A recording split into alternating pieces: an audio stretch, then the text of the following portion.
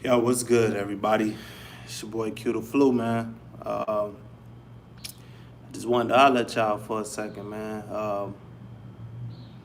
It's been a lot of crazy things, happening over these last couple of, days, man. Like, I just can't believe that we still dealing with, uh,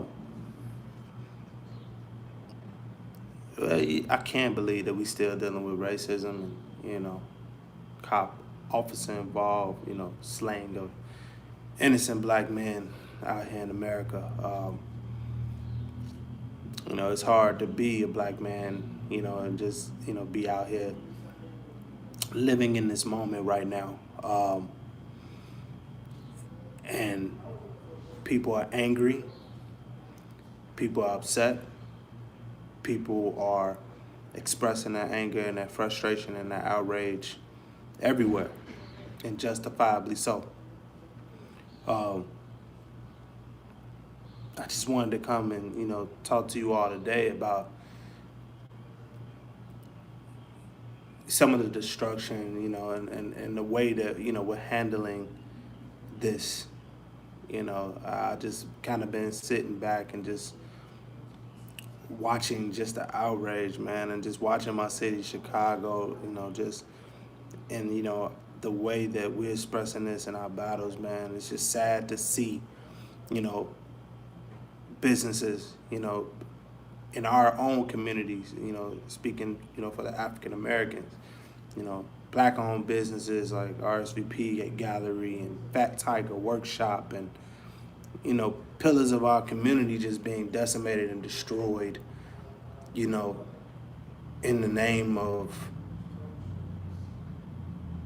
injustice. And I just think that, as I sit back and I completely understand, people's rage and frustration and outrage, I ask myself, I can't help but ask myself, at what point is enough enough? If we burn everything down, what do we have left to, to build ourselves up? How do we, find solutions, and how do we begin to, create and rise from the ashes when, there's nothing left? And it's just crazy, man. Just, you know,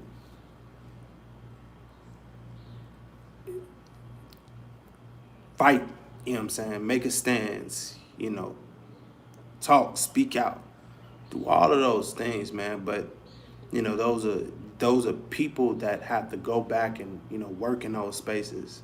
Those are jobs that we already don't have and we're already not afforded, you know, opportunities that we've created for ourselves that are not lost, you know. And that ain't what, the righteous, the lives that were taken unjustly, that ain't what they stood for. And it doesn't make anything better.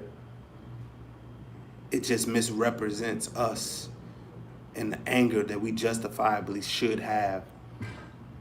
And we gotta find a way to begin to shift that narrative and change the way that we address, these injustices.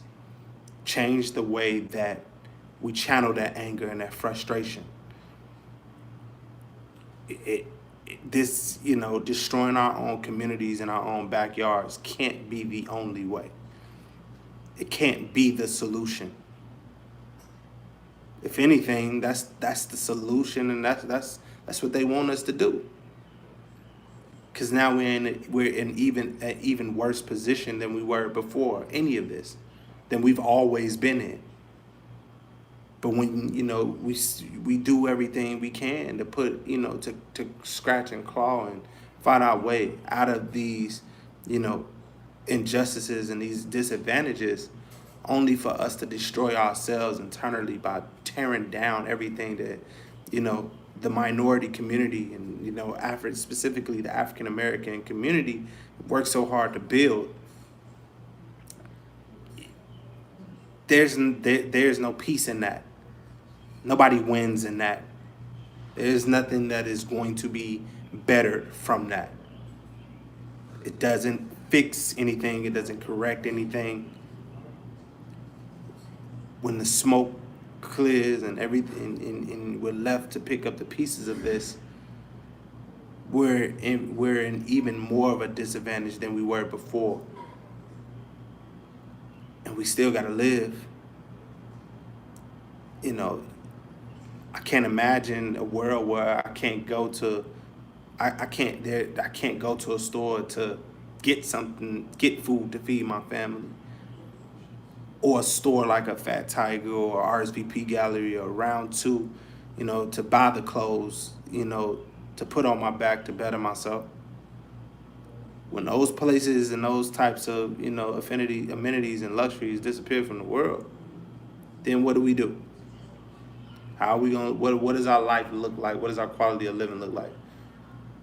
Well, and I guess the question that I ask everybody, is okay. We burn it to the ground. Now what? What happens now? What's next? How do we begin? Where do we go from here? We got to stop and think about, the answer to that question and what that's going to be. At some point, as well as all over the world, all over the country, we're burning things to the ground, and you know, even in our communities, and hurting ourselves. Where do we go from here? How does this fix anything? What's next?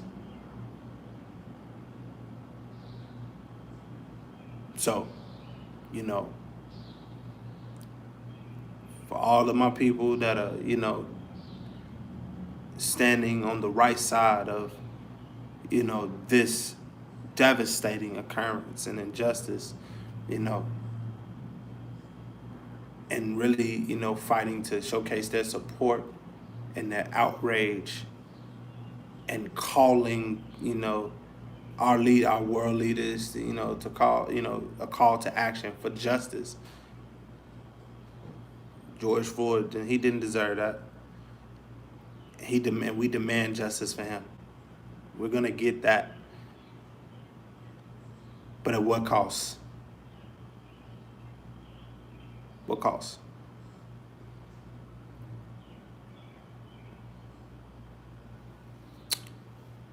Those are my quick thoughts, man. I hope everybody's out here being safe.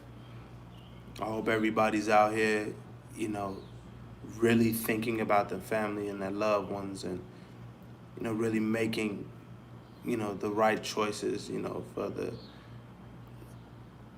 the sake of, just our world and our community moving forward, man. It's a very, very unfortunate time to be living in right now. But I know that we can all get through this, stronger together. We got to be smart about this, and we got to we gotta have move with purpose, um, and we got to ask ourselves, where do we go from here? Is what I'm doing really a solution, or am I adding, to the problem? We teach people how to treat us.